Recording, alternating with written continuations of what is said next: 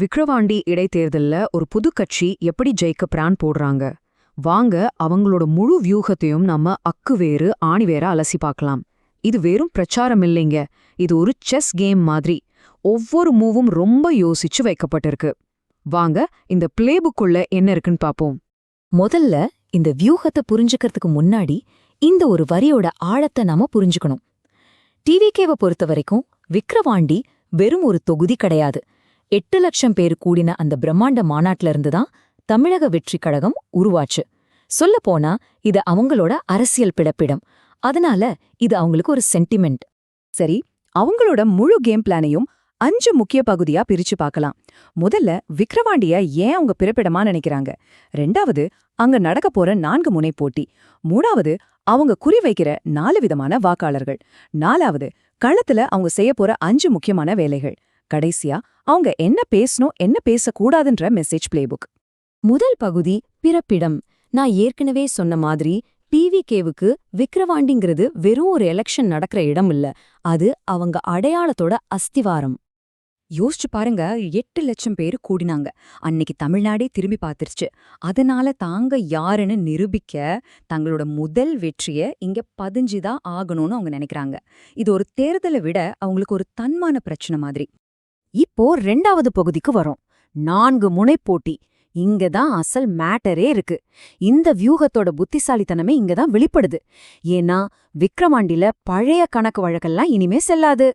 2021 தேர்தல்ல ஜெயிச்ச கட்சிக்கும் தோத்த கட்சிக்கும் இருந்த ஓட்டு வித்தியாசம் வெறும் 9573. இத பாக்குறப்போ அடா இந்த கேப்பை தாண்டறது ஈஸி தானேன்னு தோணும். ஆனா இந்த நம்பரை மட்டும் நம்பி நம்ம களத்துல இறங்குனா அதுதான் நம்ம செய்யற முதல் பெரிய தப்பா இருக்கும். ஏன் தெரியுமா? இதோ பாருங்க, இதுதான் நிஜமான கள நிலவரம். 2021ல திமுகக்கும் அதிமுகக்கும் நேரடி போட்டி. ஆனா இப்போ அப்படி இல்ல.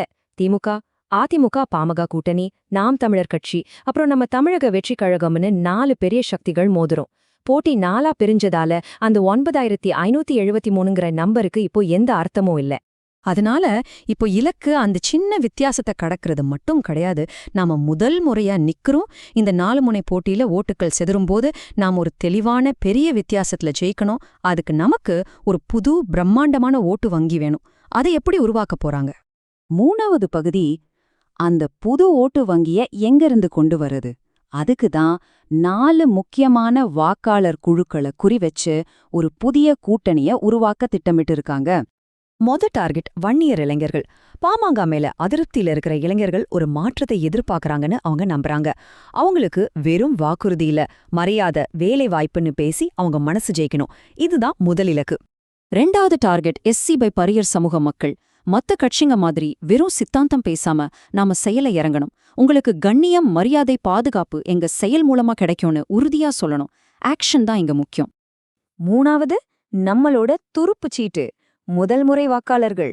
கிட்டத்தட்ட 25,000லிருந்து 30,000 புது ஓட்டு இருக்கு. சோஷியல் மீடியா, சினிமான்னு அவங்க மொழியில பேசி அவங்கள நம்ம பக்கம் இழுக்கணும். நிறைய பேர் ஓட்டு போட மாட்டாங்க.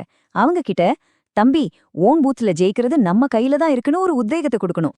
4வது இது ரொம்பவே ஒரு ஸ்மார்ட்டான மூவ். நந்தன் கால்வாய் விவசாயிகள். இங்க சாதியெல்லாம் 2ஆம் பட்சம். 30லிருந்து 40 பஞ்சாயத்துல இருக்கிற எல்லா விவசாயிகளையும் தண்ணிங்கிற ஒரே பிரச்சனையில ஒன்னு சேர்க்க முடியும். இது ஒரு பெரிய ஒருங்கிணைஞ்சு ஓட்டு வங்கியை உருவாக்கும்னு அவங்க நம்புறாங்க. இப்போ 4வது பகுதிக்கு வருவோம். ஓகே, பிளான் எல்லாம் பேப்பர்ல சூப்பரா இருக்கு. இத கிரவுண்ட்ல எப்படி செயல்படுத்துறது? அதுக்குதான் கட்சி நிர்வாகிகள் எல்லாரும் கட்டாயம் செஞ்சே ஆக வேண்டிய 5 முக்கியமான வேலைகளை வகுத்திருக்காங்க. இதுல எந்த காம்ப்ரமைஸும் கிடையாது. 1. 275 பூத்தையும் அலசி எது முக்கியம்னு வரிசைப்படுத்தணும். 2. ஒவ்வொரு பூத்துக்கும் பேர் சொல்லி ஒரு யூத் பொறுப்பாளரை நியமிக்கணும். 3. நலத்திட்ட உத்தரவாத கார்டை வீடு வீடா கொண்டு சேர்க்கணும். 4. இது ரொம்ப முக்கியம், ரகசியமா ஒவ்வொரு கிராமத்திலயும் 5 பறையர், 5 வண்டியர் சமூகத்து பெரியவங்கள பார்த்து பேசணும். 5. வதந்திகளை பரவ விடாம தடுக்க 24 மணி நேரமும் ஒரு டீம் ரெடியா இருக்கணும். இந்த பிளானோட ஹைலைட்டே இதுதான். வேட்பாளர் அவரோட 90% நேரத்தை கண்டிப்பா ஜெயிக்கணும்னு முடிவு பண்ண 80 பூத், ஜெயிக்க வாய்ப்பு இருக்குன்னு முடிவு பண்ண 80 பூத், இந்த 160 பூத்ல தான் செலவழிக்கணும். தேவையில்லாத இடத்துல நேரத்தை வேஸ்ட் பண்ணவே கூடாது. ஃபோக்கஸ் ரொம்ப முக்கியம். கடைசி மற்றும் மிக முக்கியமான 5வது பகுதி, பிரச்சார யுக்தி. என்ன பேசணும், என்ன பேசவே கூடாது. இதுல ஒரு மிலிட்டரி டிசிப்ளின் தேவைன்னு நினைக்கிறாங்க. என்ன பேசணும்? நம்ம வேட்பாளரோட செயல்களை பத்தி பேசணும். விக்கிரவாண்டியில நம்ம கட்சி எப்படி உருவாச்சுன்னு சொல்லணும். நாம செயல் கட்சி, மத்தவங்க பேச்சு கட்சின்னு புரிய வைக்கணும். என்னவெல்லாம் பேசவே கூடாது. கவர்மெண்ட் ஸ்கீம்ஸ திட்டாதீங்க. எந்த சாதியும் இழிவுபடுத்தாதீங்க. ஈஸியா ஜெயிச்சிருவோன்னு ஓவர் கான்ஃபிடன்ஸ் வேண்டாம். தனிப்பட்ட தாக்குதல் சுத்தமா வேண்டாம். ஒவ்வொரு பேச்சுக்கும் ஒவ்வொரு சந்திப்புக்கும் இதுதான் ஃபார்முலா. டிவிகே பத்தி 3 பாசிட்டிவ் லைன், எதிரணியை ஒப்பிட்டு ஒரே ஒரு லைன், அவ்வளவுதான். யாரும் இந்த ஸ்கிரிப்டை விட்டு வெளியே போகக்கூடாது. கட்டுப்பாடு தான் கட்சியின் பலம்னு அவங்க நம்புறாங்க. சரி, எல்லாத்தையும் பார்த்தாச்சு. கடைசியா ஒரு கேள்வி. இந்த மாதிரி ரொம்ப துல்லியமா உள்ளூர் பிரச்சனைகளை மையப்படுத்தி டேட்டாவை வச்சு ஒரு ராணுவ கட்டுப்பாடோட செயல்படுற இந்த பிளான், இதுதான் இனிமே பல கட்சிகள் மோதுற தேர்தல்ல ஜெயிக்கிறதுக்கான புது ஃபார்முலாவா? யோசிக்க வேண்டிய விஷயம் இல்லையா?